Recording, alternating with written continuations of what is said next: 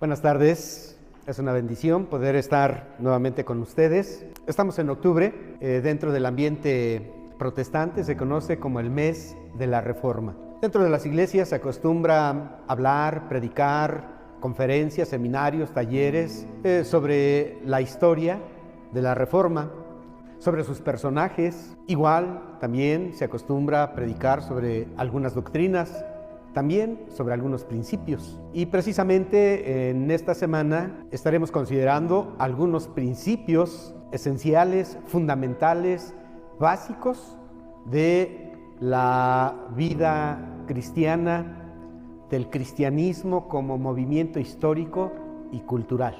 Bueno, pues la verdad es que el cristianismo se basa en principios. Y allá en la iglesia primitiva, desde la venida de nuestro Señor Jesucristo, pues habían tres principios que de alguna manera eran ejes en la vida de los cristianos y de la iglesia como tal. La autoridad de las Escrituras. Con la venida de nuestro Señor Jesucristo, las Escrituras tomaron la relevancia que siempre deben tener. La soberanía de Dios. ¿Sí? A Dios se le reconoció como el soberano absoluto, no solamente de la vida religiosa, sino que su soberanía se extiende a todas las áreas y a todas las esferas de la vida. La obra redentora y mediadora de Cristo. La Reforma es heredera de este principio que nuestro Señor Jesucristo nos trajo con su venida. La obra redentora y mediadora de Cristo. Llegamos a la Edad Media, cuando la Iglesia Católica, Apostólica y Romana sentaba sus reales, y tristemente dentro de la Iglesia romanista, dentro de la Iglesia papista, estos principios fueron adulterados, porque en este tiempo, además de la autoridad de las Escrituras, también se añadió la autoridad de la tradición. Y realmente podríamos decir que la autoridad de la tradición estaba sobre la autoridad de las Escrituras. Sí, la Iglesia Católica hablaba de la soberanía de Dios, pero además de la soberanía de Dios, también se añadió el libre albedrío. Y tenemos que decirlo también, el libre albedrío estaba sobre la soberanía de Dios. Y por último, encontramos la obra redentora y mediadora de Cristo. Pero el romanismo añadió la obra corredentora y comediadora de María, de los santos y también de los ángeles. Se había corrompido, se habían adulterado estos principios básicos y fundamentales en la vida del cristianismo, en la vida de la iglesia.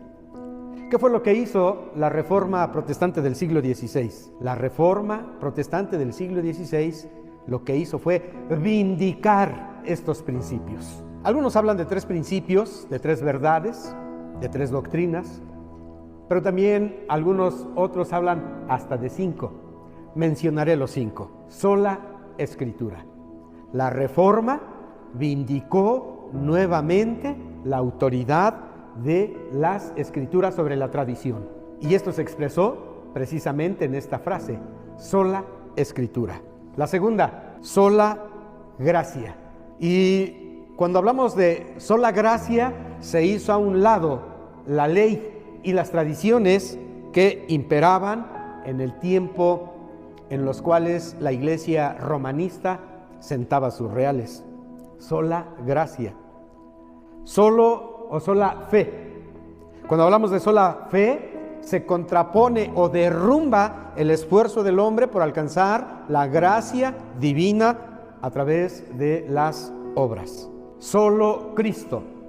Con esto los reformadores estaban derrumbando aquella añadidura del romanismo, donde se hacía a María y a los santos, a los ángeles corredentores. Y por último tenemos solo a Dios la gloria.